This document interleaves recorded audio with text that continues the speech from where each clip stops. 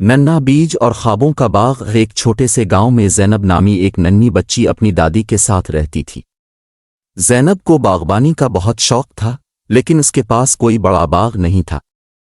اس کا دل چاہتا تھا کہ اس کے پاس بھی ایک خوبصورت باغ ہو جس میں رنگ برنگے پھول اور درخت ہوں۔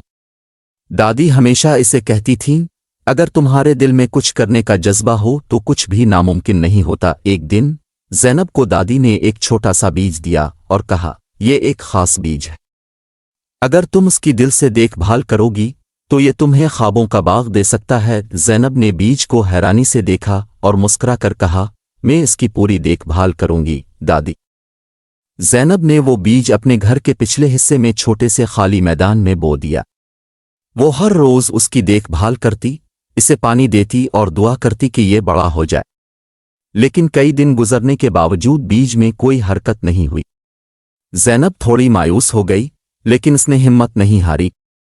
وہ جانتی تھی کہ دادی نے کہا تھا کہ اس بیج کی دیکھ بھال صبر سے کرنی ہوگی۔ ایک رات زینب نے ایک عجیب خواب دیکھا۔ اس نے دیکھا کہ بیج کے اندر ایک ننھا سا درخت اسے کہہ رہا ہے، زینب مجھے بس تھوڑا وقت دو اور اپنے دل میں یقین رکھو، میں تمہیں وہ باغ دوں گا جس کا تم نے خواب دیکھا ہے۔ زینب خواب سے جاگی اور مسکرائی۔ اس نے فیصلہ کیا کہ وہ ہمت نہیں ہارے گی۔ اگلی صبح زینب پھر سے اپنے بیج کی دیکھ بھال میں جات گئی۔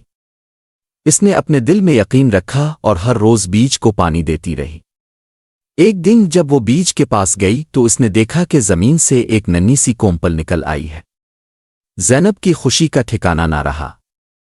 اس نے فوراً دادی کو بلایا اور دادی نے مسکرا کر کہا، دیکھا تمہارے صبر اور محنت نے رنگ لایا۔ کونپل آہستہ آہستہ بڑھنے لگی۔ دن گزرتے گئے اور وہ چھوٹا سا بیج ایک خوبصورت درخت بن گیا۔ اس درخت کی شاخیں دور دور تک پھیل گئیں اور اس پر خوبصورت پھول کھلنے لگے۔ لیکن یہ درخت عام درخت نہیں تھا۔ جب جب زینب اس درخت کے پاس آ کر اپنے خوابوں کے بارے میں سوچتی، درخت کی شاخوں سے نئے نئے پودے اور پھول نکل آتے۔ آہستہ آہستہ زینب کا وہ چھوٹا سا میدان ایک خوبصورت باغ میں تبدیل ہو گیا۔ ہر رنگ کے پھول، پھلدار درخت اور ہریالی چاروں طرف پھیل گئی۔ گاؤں کے لوگ اس باغ کو دیکھ کر حیران رہ گئے۔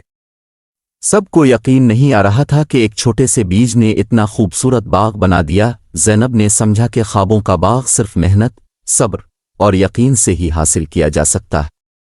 اس نے اپنے باغ کو گاؤں کے لوگوں کے لیے کھول دیا اور بچے بڑے سب اس باغ میں آ کر خوشی سے وقت گزارتے۔ کہانی کا سبق، یہ کہانی ہمیں سکھاتی ہے کہ اگر ہم اپنے خوابوں کو حقیقت میں بدلنا چاہتے ہیں تو ہمیں محنت، صبر اور یقین کی ضرورت ہوتی ہے۔ مشکلیں آئیں گی، لیکن اگر ہمارا دل مضبوط ہو اور ہم ہمت نہ ہاریں تو ہم اپنے خوابوں کو ضرور پورا کر سکتے ہیں۔